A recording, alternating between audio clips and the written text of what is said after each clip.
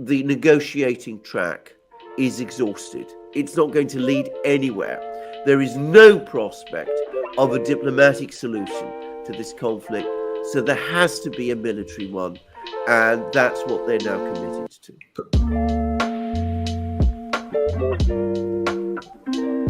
Correct me if I'm wrong, but I think I saw Ramzan Kadyrov when the Kharkov offensive was initially going on. He said, like, I promise we'll take back all of the Kharkov region. This is something he said. He's kind of known for making these boisterous claims throughout the war, and being very aggressive with his vision for what Russia should do and the Allies should do. Do you think that this is something that might even be on the agenda for discussion in Russia right now, taking back Kharkov? And, I saw some discussion. I saw some Telegram posts from Ukrainian military personnel saying that in certain regions of Kharkov already there are Russian counter offensives starting to take place. And lastly, do you think that the rains are going to affect, a potential counteroffensive in this region by Russia if that Oskol River gets super filled up? Right. The thing to say about Kadyrov is that he says lots of things. They don't always correspond with the actual events on the ground. But if you follow him as closely as, we do on the Duran, the very interesting thing about Kadyrov is what he says tends to happen. In other words, it hasn't happened when he said it's going to happen. Sometimes it does happen a little later. His timelines are a bit strange. And bear in mind also that, of course, he does have something which none of us do, which is direct access to the Kremlin. He's able to speak to Putin. He's able to speak to Shoigu. He's able to talk to all of these people. He knows what they're thinking at any particular point in time, or at least one must assume he does. So I would actually take what he says quite seriously once you allow for the fact that he's a rather exuberant character, and his timelines, as I said, can be a bit odd. I cannot imagine that there is no Russian plan for Kharkov eventually in this war. I mean, I don't want to guess too far ahead, because obviously for the moment the Russian priorities are Donbass and Kherson. They're in the south of Russia.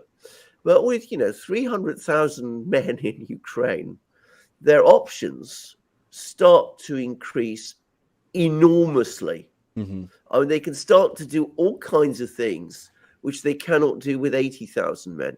We wouldn't be talking about just 300. Then we're talking about almost 400,000 men.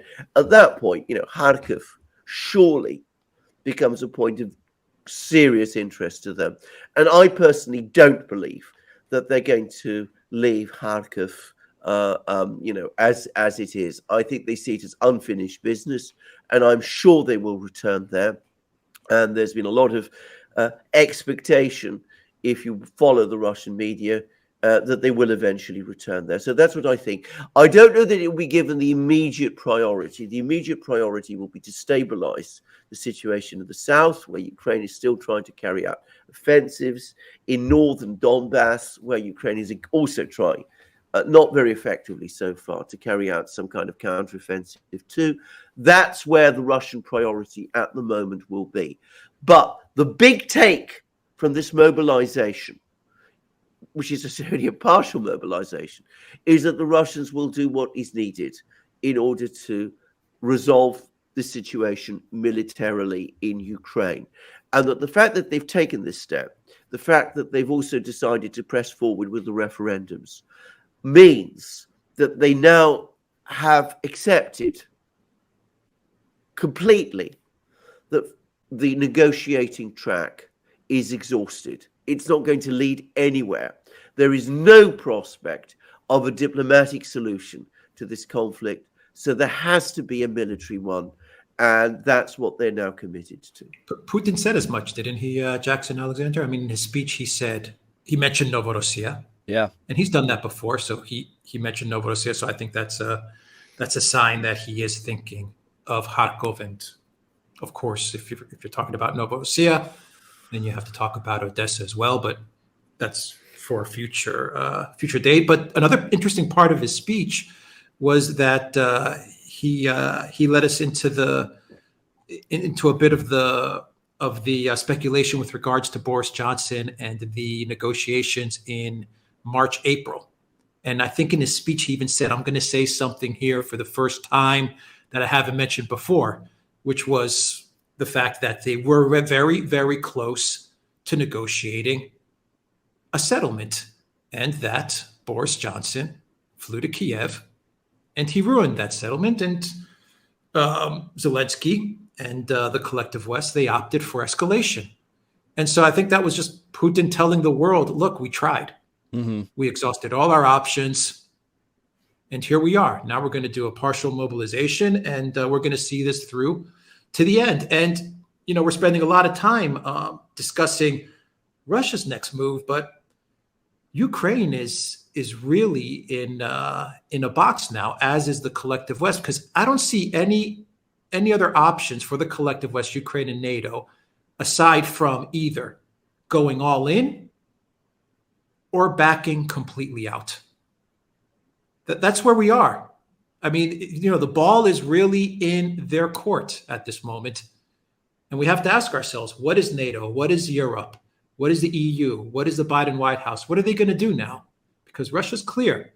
They're going to see this all the way through to the end. Even Lavrov today at the UN said, we're going to see the special military operation all the way to the end till it's a success.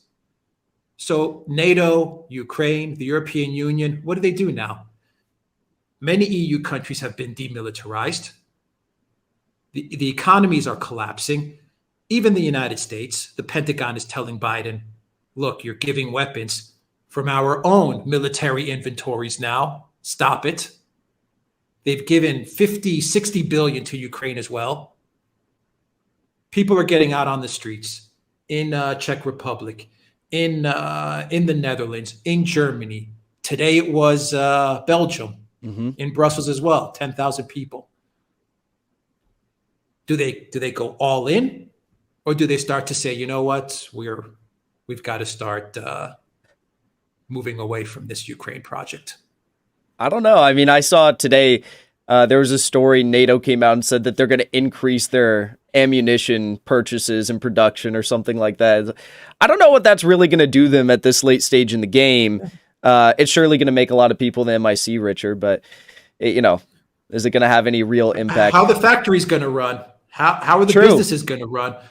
True. I mean, they can't produce toilet paper. How are you going to produce heavy artillery? What happens if Russia, and I'm sure that they don't want to do this because they don't want to harm the people of Ukraine, but what happens if they decide to turn off the transit through Ukraine?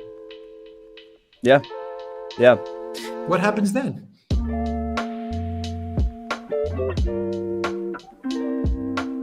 Thanks for watching that episode of The Dive. If you enjoyed what you saw, be sure to drop a like, subscribe, comment below, and be sure to share this video with your friends. Also, my YouTube channel has now been permanently demonetized by YouTube because of the truth that we tell here. For that reason, I'm asking you to join as a supporter on my Locals community, which you can find linked below in the description of this video or in the comment section. When you join as a donor on Locals, you get access to my weekly private live streams, all of my private content, and the opportunity to ask questions to the guests that I bring here on our show, such as Glenn Greenwald, Colonel Douglas McGregor, and Ron Paul. Thanks for watching. Thank you for your support. I'll see you back here next time.